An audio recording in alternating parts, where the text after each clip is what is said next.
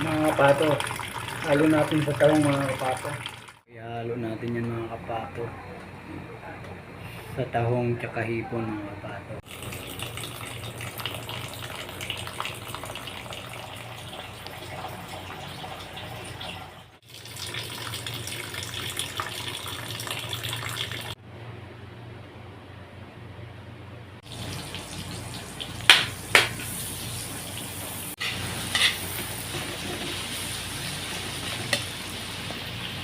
Mga kapato,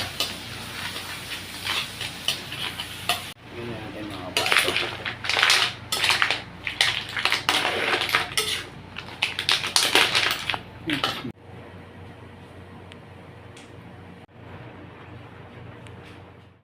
So mga kapato, yan ang recipe ko sa tahong saka hipon.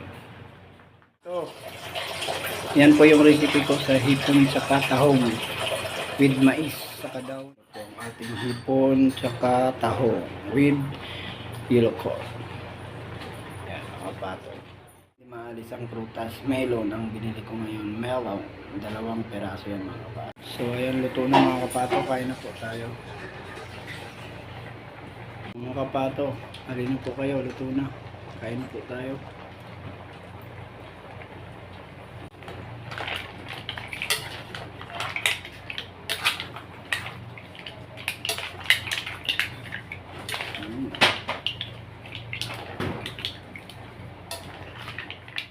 Mga kapato, luto na po.